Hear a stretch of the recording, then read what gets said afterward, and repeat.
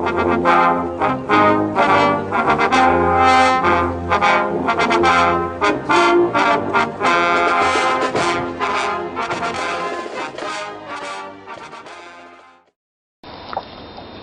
and welcome to Emotional Motions.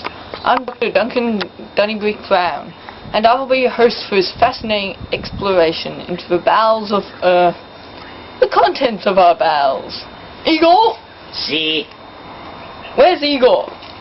You ain't got no ego, man. You forgot to ask Lulu for the latex, so you're stuck with me and Miguel. Hey, anybody want any nachos? Oh, I say. Oh. Okay then, might as well make the best of it. Igor? Miguel? See? Let's go on our voyage of discovery into the history of our humble toilet. Oh, shit, man. Exactly.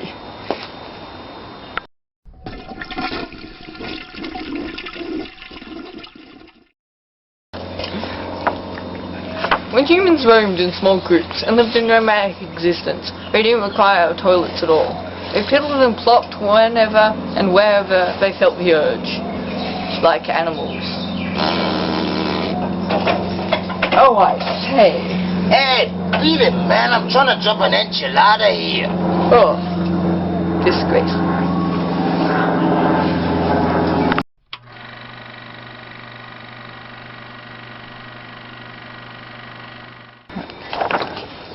Toilets were invented when people started living in towns and cities for long periods of time.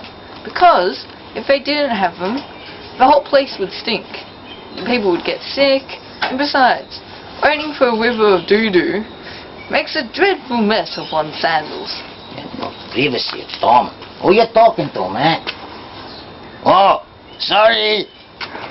Give me some privacy when I'm busting this shit, man.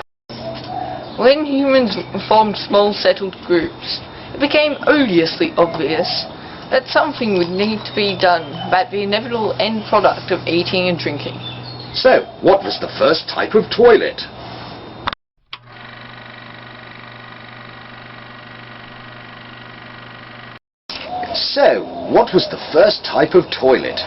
The first toilets were probably simple holes in the ground. A toilet system that is actually still in use today. And people nowadays are probably still falling bum first into them, as much as they did when we still lived in caves.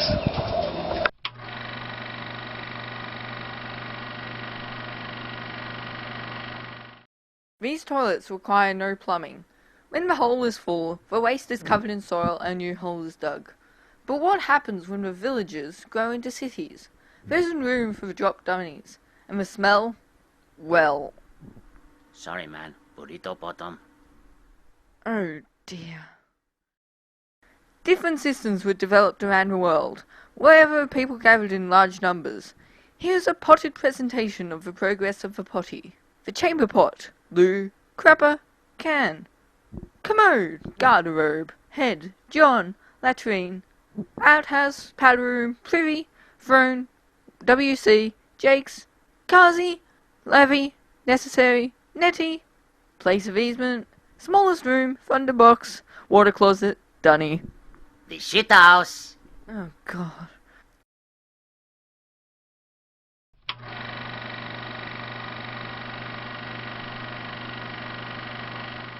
Early man left us with no evidence of their toilet habits. Holes were dug and covered over, and the waste returned to earth. Thank goodness for that. Archaeological evidence of lavatories in the Neolithic stone huts of Skara Brae in the Orkney Islands, Scotland, 8,000 years ago. 2800 BC. King Minos of Crete has the first flushing water closet recorded in history. At the same time, in Mohenjo-daro, located in the Indus River Valley in northwest India, modern-day Pakistan, advanced lavatories were built outside the walls of the houses. Toilets were made from bricks with wooden seats on top. Most handy after a hard night in the curry. The Harappa civilization in India had a highly developed drainage system, circa 2500 BC, where wastewater from each house flowed into the main drain, away from homes. Servants flushed those drains clean using water. 2100 BC.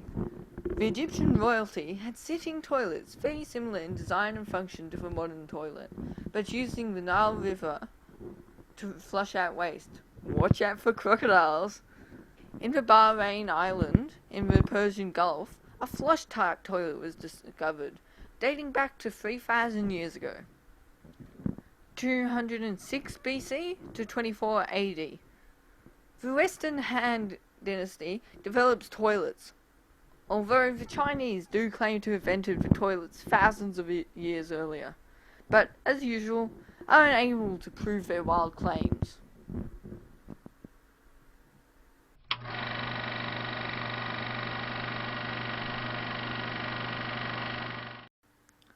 (500 BC). The ancient Romans had a system of sewers. They built simple outhouses or latrines directly over the running waters of the sewers that poured into the Tiber River. People wiped their bottom with a sponge stuck to a stick that you washed in a little channel of water. That's probably where the term "the wrong end of a stick" comes from. The first sewer was called the Cloaca Maxima, and one of the largest of the ancient sewers still in use today. It was designed to carry off the surface water and otherwise provide drainage for the entire city. Roman public toilets were very public. There were stone benches with holes on which about 30 people could sit at a time and debate, male and female. Wow. They remind us that the habit of getting the latest news while relieving oneself is deeply rooted in ancient history. That's why our dads read the paper in the loo. In 69 AD, Vespasian levied tax on urinating in toilets. The Roman toilets were supposed to be used for pooing only, because public urinals, on the other hand, were simply large jars, dolia, cut short for convenience, and hence often called dolia curta, which were regularly emptied, and the contents sold to be used for fulling, a step in woolen cloth making, which involves the washing of the cloth. Fulling was done by slaves standing in ankle-deep in tubs of human urine and cloth. Sound like a pisser of a job, man. Oh, be quiet, you. They also used the chamber pot, and their dramaticists made jokes about the underlying contents of the chamber pots, or missiles of mirth, as Aeschylus called them. Early Roman law included the Dejecti Effusive Act, which fined a person who threw or poured anything out of the open window and hit someone. The law awarded damages to the injured party. The law applied only during the daytime hours.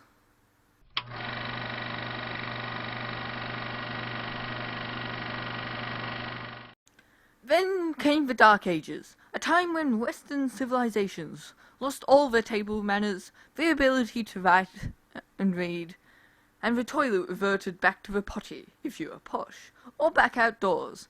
The cause of this ignorance was Christianity. The early Christians rejected everything Roman, even the value of cleanliness. They considered it to be unsanitary to be clean. The potties were still kept in most homes. Streets had open drains, channels that ran down the streets, so it was easy to empty the pots, just by tipping them out of the window. When people tipped out their potty, they would shout, "Gardez l'eau!" That's French for, "Beware of the water." It's a pity that only drainage was rain and natural slopes. No wonder the Black Plague was able to kill 1/3 of the population. The groom of stool was a male servant in the household of an English monarch, who, among other duties, presided over the office of royal excretion. That is, he wiped the king's bum. The king's potty even looked like a throne. Rich people had little rooms jutting out the walls of their homes, often called a privy. It was also called a necessarium, jakes, draught, and gong. In castles, these little toilet rooms were known as garde-robes, to guard the robes. They were called that because people kept their clothes in them, and the rather ripe stink kept the moths away. There'd be a plank of wood or a slab of stone with a hole in it to sit on. There's nothing underneath. Whatever you did would just fall to the ground. Watch out below. Sometimes these loos were over the moat, so that waste would fall into the water. Sometimes there was a went down to the moat or a cesspit. The people that cleaned and emptied the privies and cesspools were called Madator Latrinum, or gong farmer. Farmers dug out the cesspits and emptied the excrement. Gong farmers were only allowed to work between 9 p.m. and 5 a.m. and were permitted to live only in certain areas because they smelled like doo-doo. Sound like a shitty job, man. Oh, I say! Due to the noxious fumes produced by human excrement, gong farmers could die of asphyxiation. Pity poor Richard Vareka who fell into a cesspit and drowned. Hey, man, bet he wish he was a floater. You beast. Just using a privy over a cesspit was a dangerous pastime. A record in Robert Fabian's Chronicles 1516 tells us that in this year the ap of the Jew of Tewkesbury, which fell into a gong upon the Saturday, and would not for reverence of his Sabbath day be plucked out, whereof hearing the Earl of Gloucester that the Jew did so greet his Sabbath day, thought he would do as much unto his holy day, which was Sunday, and so kept him there till Mort day, at which season he was found dead. around 1214 AD, the first public toilets were built. These were manned by employed scavengers. The job paid top wages for brave but desperate men needing work. A crew of 13 men were paid 3 times normal rate to clean the pit at Newgate Jail in 1281 AD. It took them 5 nights.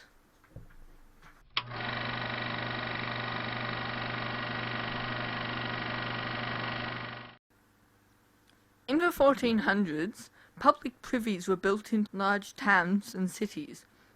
Sir Richard Dick Whittington left money in his will to build one in London with 64 seats.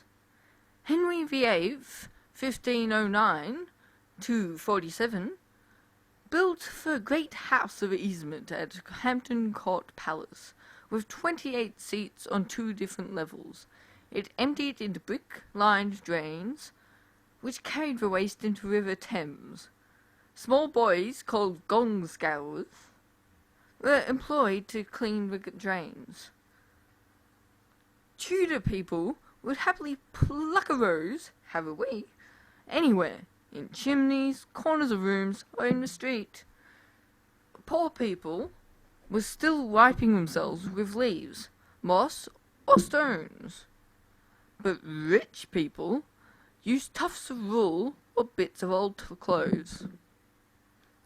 Sir John D. Harrington, Queen Elizabeth's godson, invents the WC, the water closet. In his exile in 1589 to 91, he was exiled from court for telling dirty stories.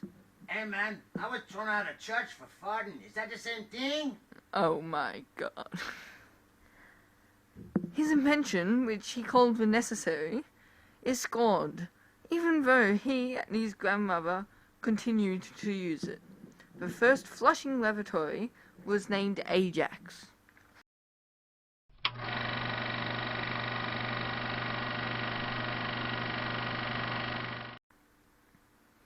The first separate toilet for men and women appeared at a ball in Paris.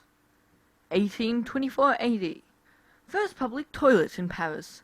There are public toilets now on the Great Wall of China. But where's the toilet? Nowadays, visiting the public toilet is always an experience, and sometimes it can even be a pleasant one.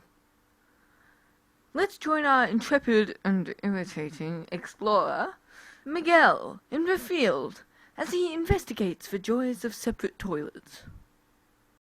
Hey man, one summer night time ago for tortilla, Mexican village met the carnita. Stupid told me I forgot to wrap a winner. Hey, gonorrhea, eh? Oh shit, man, this stinks. Oh man. Hold on.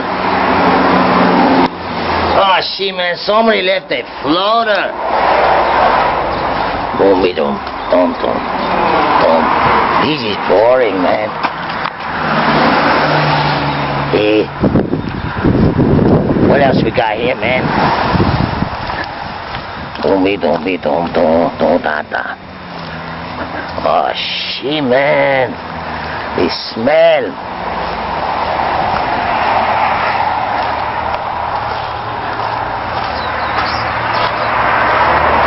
Let's have some fun. Oh, I say! Ah! Oh, shit. Oh, shit, no, man. Hey! Chinga tu madre. Get in. Vámonos. Out! So, Miguel, what can you tell us about the gents' toilets? Stinks, man. Can you elaborate a little? See, stinks bad. Okay, then. And the ladies? It hurts. Right. Thank you, Miguel. You're about as much use as men's nipples. Hey, pendejo, I'm out of here.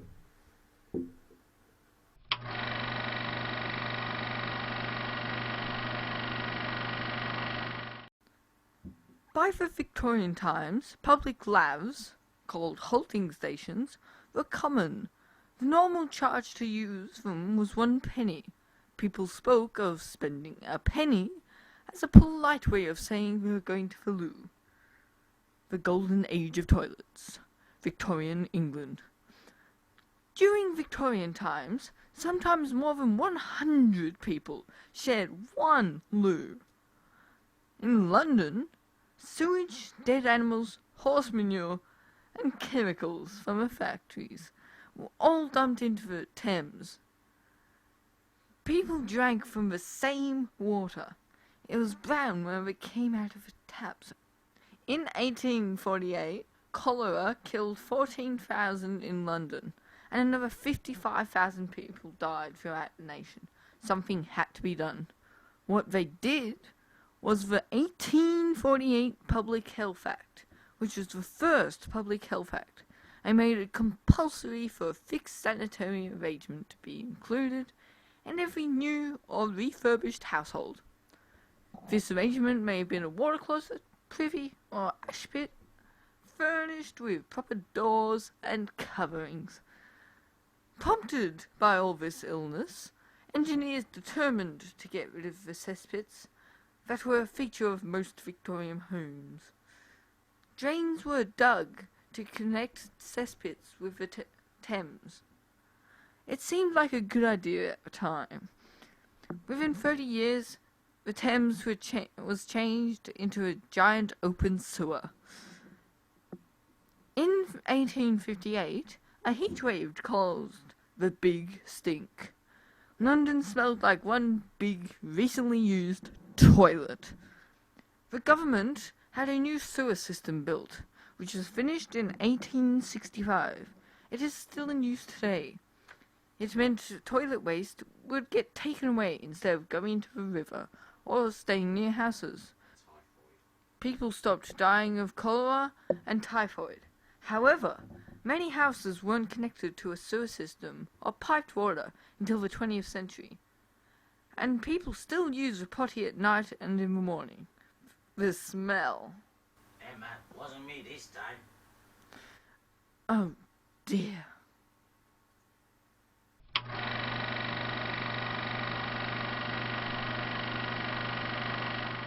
Hey, shut up, man. I want to read this bit. You read all of it, man. I want to read this bit. Get off me, you swine! What are you No, doing? man, let me read the damn No! thing. I want to read What's it. wrong with Hey, you? pendejo, I want to Evil read it. You're creature. doing the whole damn thing. You're Give swine. it to me. Fool. No, Duck. hey, shut up, man. Okay, Beast. Michael. No, Michael. Roll. Okay. Roll. 1857 AD, American Joseph Gaiety. Hey, man, sound like a fag. Invented the first packaged toilet paper called Gaiety's Medicated Paper. Roll. Roll. Get off me.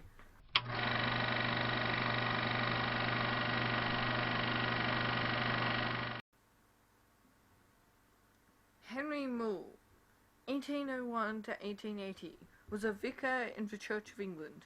He invented dry earth closet following the cholera epidemic. Alexander Cummings was a British watchmaker who invented the flush toilet. His premises were on Bond Street, London. The first patent for the flushing toilet was issued to Cummings in 1775. He invented the S-trap, British patent number 814, which is still in use today, which uses standing water to seal the outlet of the bowl, preventing the escape of foul air from the sewer. His design had a sliding valve in the bowl outlet above the trap. Joseph Bramah, a locksmith, took Cummings' patent and improved it further, and perfected a design which became the benchmark for WCs for the next 80 to 100 years. 6,000 Bramahs had been manufactured by 1797. Even so, the closet was complex and expensive, and not too hygienic. Thomas Crapper, contrary to the urban legend, was not the inventor of the flush toilet, nor the creator to any changes to the toilet. He was only a plumber who held patents on some upgrades to the toilet. Why people call toilets crappers, though, is believed to be American, because in the wars, the American tanks had T. Crapper written across the side of them. What he did do was upgrade the plumbing. In 1863, he devised a contraption for use with the WCs. He called it the self-rising seat. The idea proved unsuccessful, because sometimes it slapped poor, unsuspecting ladies on the bottom. The similarity between Crapper's name and the much older word crap is merely a coincidence. Thomas William Twyford was a pottery manufacturer in England. He invented the single-piece ceramic toilet. He also made infamous Thomas Crapper's toilet. Twyford's design was unique, that it was made of china, rather than the more common metal and wood contraptions. The internal workings of his water closet were the work of one of the first pioneers in sanitary science.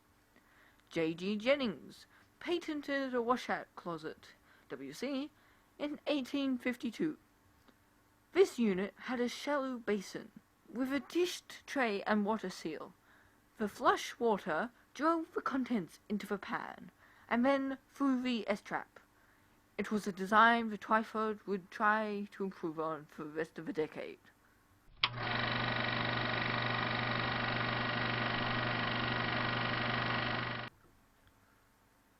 Where will toilets go from here? Nobody really knows what toilets are going to become. They could just stay the same, but that idea is very unlikely, because they now have toilets in space, and the toilets they have in Japan are just plain ridiculous. For all we know, we could spend the rest of our lives on the toilet in the future.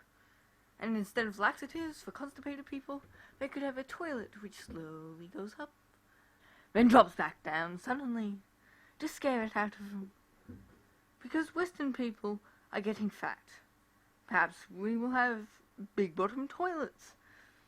Personally, I'd prefer Western toilet design to stay the same, because they're practical, safe, simple, and comfortable. However, high-tech toilets will probably be the standard in the future, and they have some weird and unnecessary features. The world's most expensive toilet will not be found on Earth. The Russian design system was purchased by NASA for the International Space Station, ISS, from S.P. Kolov, Rocket and Space Corporation. It comes complete with leg restraints and fibers. It filters urine into drinking water. Inventor, S.P. Kolov, Rocket and Space Corporation. However, 2008 saw the development of a public compost toilet.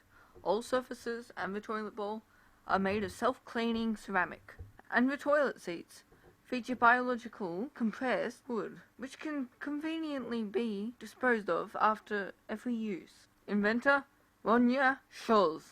Winner of Toilet of the Future design on World Toilet Day 2008.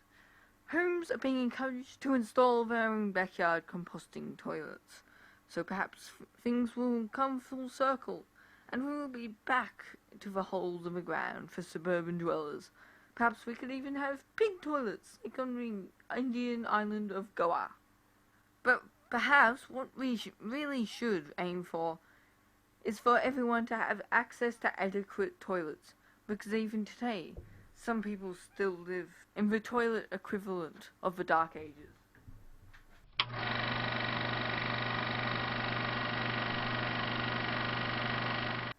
What would we do without toilets? Without toilets, we'll probably revert to what we used to do, going wherever we wanted. But with one big difference. We probably wouldn't have houses or cities because of this stench. We would be travelling everywhere because of it, and wherever we went, there'd still be feces from the last people there. So the invention of the toilet was a revolutionary event, which has changed the world as we know it.